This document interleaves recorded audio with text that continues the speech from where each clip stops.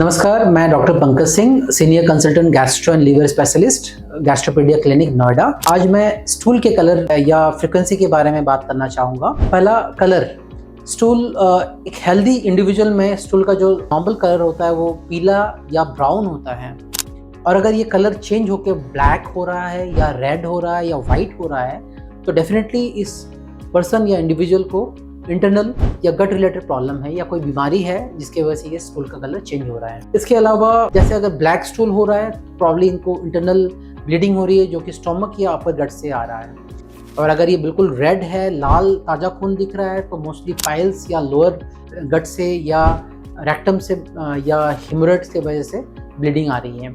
Stool का colour अगर white है इसका मतलब पित्त नहीं है, जो इंडिकेट करता है कि पित्त की नली में कहीं ना कहीं ब्लॉकेज है। इससे हमें बहुत सारी बीमारियों के बारे में पता चल जाता है।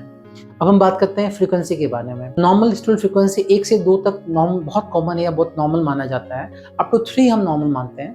बट अगर किसी की स्टूल फ्रीक्वेंसी 3 से ज़्यादा है और साथ ही साथ स्टूल की कंसिस्टेंसी में चेंज है या वॉल्यूम इंक्रीज है, तब हम उसको डायरिया डिफाइन करते हैं। सिर्फ यही नहीं, स्टूल की कंसिस्टेंसी में हम ये भी देखते हैं कि स्टूल वाटरी है या मशी है तो वो डायरिया के डेफिनेशन में फिट होता है। और अगर स्टूल हार्ड है, लंपी है, नट्स की तरह और छोटे छोटे टुकड़ों में आ रहा है तो वो कंस्टिपेशन डिफाइन करता है। नॉर्मल स्टूल जो कंसिस्टेंसी होती है नॉर्मल स्टूल की वो होती है स्मूथ, सॉसेज सेपेड, वो नॉर्मल कंसिस्टेंसी होती है। अब मैं बात करता हूँ स्मेल के बारे में। स्टूल का स्मेल नॉर्मली फॉल माना जाता है, बट अगर कलर चेंज है जैसे कि ब्लैक कलर है और साथ में बहुत ही फॉल स्मेलिंग है तो मोस्टली ये मेलिना यानी कि ब्लड के साथ में ऐसा होता है। और बहुत सारे ऐसे इन्फेक्शंस भी होते हैं स्टमक में, इंटेस्टाइन्स में, जिसकी वजह से स्टूल बहुत ज़्यादा फॉल स्मेलिंग हो सकता है। बहुत सारे लोगों में की कंप्लेन ये भी होता है कि स्टूल फ्लोट कर रहा है, पैन में वॉश नहीं होता है इजीली।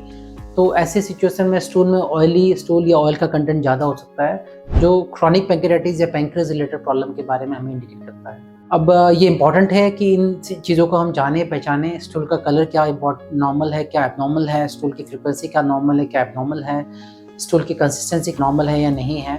इससे हमें बहुत सारी बीमारियों के बारे में क्लू मिलता है। सो ये इंपॉर्टेंट है एज ए पेशेंट कि आप अपने स्टूल के कलर में कोई अगर चेंज दिख रहा है तो आप डॉक्टर से फ्रीली डिस्कस करें, उसके बारे में डॉक्टर उसको बताएं। बहुत बार ये क्लियरली आप बता नहीं पाते हो तो फिर इसमें ये होता है कि आप उसके अगर फोटोग्राफ्स रखो तो आप डॉक्टर को दिखा के बहुत सारे ऐसे प्रॉब्लम्स हैं जिसके बारे में हमें आइडिया लग जाता है कि ये क्या प्रॉब्लम है, और उससे स्पेसिफिक हम टेस्ट करा सकते हैं या डायग्नोसिस हम जल्दी बना सकते हैं।